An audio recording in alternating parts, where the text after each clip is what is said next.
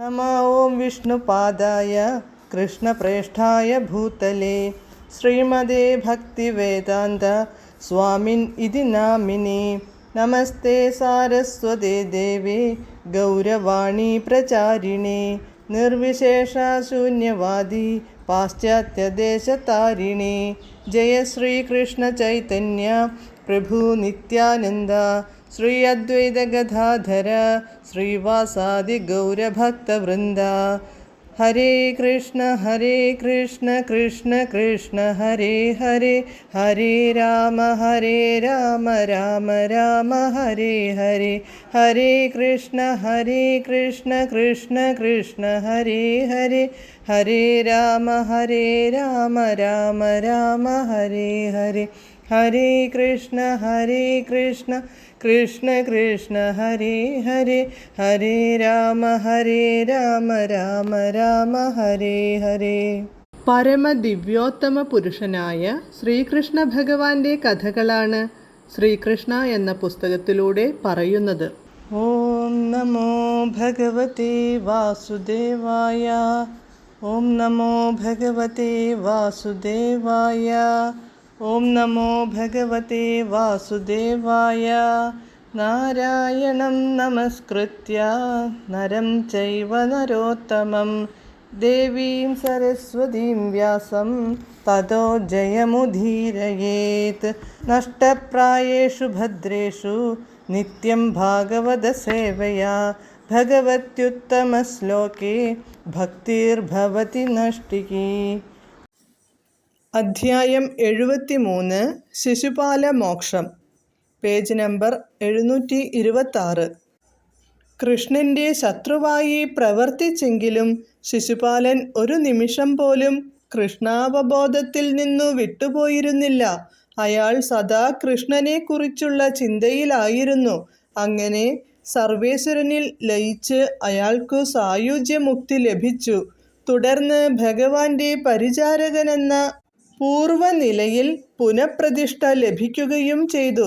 മരണസമയത്ത് സർവേശ്വരന്റെ ചിന്തയിൽ മുഴുകിയിരിക്കുന്നവൻ ദേഹനാശം സംഭവിക്കുന്ന നിമിഷത്തിൽ തന്നെ ഭഗവത് സാമ്രാജ്യത്തിൽ പ്രവേശിക്കുമെന്ന വസ്തുത ഭഗവത്ഗീതയിൽ പ്രസ്താവിക്കപ്പെട്ടിട്ടുണ്ട്.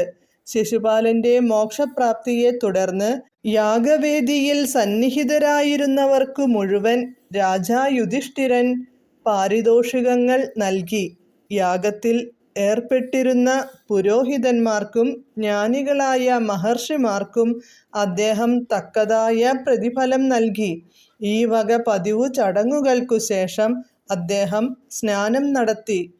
യാഗാനന്തരമുള്ള ഈ സ്നാനം സാങ്കേതികമാണ്. അവഭൃത സ്നാനം എന്നാണിതിനു പേര്. ഇപ്രകാരം യുധിഷ്ഠിരൻ നടത്തിയ രാജസൂയ യജ്ഞം വിജയകരമായി പര്യവസാനിപ്പിക്കാൻ ഭഗവാൻ കൃഷ്ണൻ സഹായിച്ചു. ജ്ഞാതികളുടെയും മറ്റു ബന്ധുക്കളുടെയും അഭ്യർത്ഥന മാനിച്ച് ഏതാനും മാസങ്ങൾ കൂടി ഹസ്തിനാപുരത്തിൽ താമസിക്കുകയും ചെയ്തു. രാജാ യുധിഷ്ഠിരനും സഹോദരന്മാർക്കും കൃഷ്ണൻ ഹസ്തിനാപുരത്തുനിന്നു പോകുന്നതു തീരെ സമ്മതമില്ലായിരുന്നെങ്കിലും ഒരു വിധത്തിൽ കൃഷ്ണൻ ദ്വാരകയിലേക്കു പോകാൻ അനുവാദം വാങ്ങി. റാണിമാരും മന്ത്രിമാരുമൊത്ത് അദ്ദേഹം സ്വഗൃഹത്തിലേക്ക് മടങ്ങുകയും ചെയ്തു. വൈകുണ്ഠ ലോകത്തുനിന്നു ഭൗതിക ലോകത്തേക്കുള്ള ജയവിജയന്മാരുടെ അധപതനത്തിൻ്റെ കഥ ശ്രീമദ് ഭാഗവതം 7-ാം സ്കന്ധത്തിലാണു വിവരിച്ചിരിക്കുന്നത്. ശിശുപാല വധത്തിന് ജയവിജയന്മാരുടെ കഥയുമായി നേരിട്ടു ബന്ധമുണ്ട്. എന്നാൽ ശത്രുവുമായോ മിത്രവുമായോ ഏതു രീതിയിൽ പ്രവർത്തിച്ചാലും നിപേക്ഷകനാകയാൽ പരമപുരുഷൻ തീരുമാനിച്ചാൽ ആർക്കും മോക്ഷം നൽകാനാവുമെന്ന സർവപ്രധാനമായ പാഠമാണ് ഈ സംഭവത്തിൽ നിന്നു നാം പഠിക്കുന്നത്. അതിനാൽ ഭഗവാനു ചിലരോടു സൗഹൃദവും മറ്റു ചിലരോടു വിരോധവുമുണ്ടെന്ന ധാരണ തെറ്റാണ്. അദ്ദേഹം ശത്രുവായാലും മിത്രമായാലും സദാ പരമമായ വിധാനത്തിലാണ്.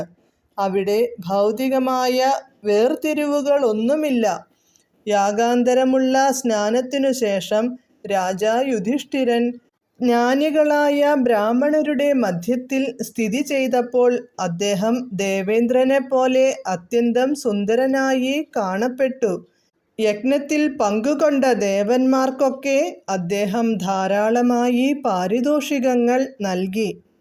സന്തുഷ്ടരായ ദേവന്മാർ രാജാവിൻ്റെ പ്രവർത്തനങ്ങളെയും ഭഗവാൻ കൃഷ്ണൻ്റെ മഹിമാനങ്ങളെയും പ്രകീർത്തിച്ചുകൊണ്ടു മടങ്ങിപ്പോകുകയും ചെയ്തു.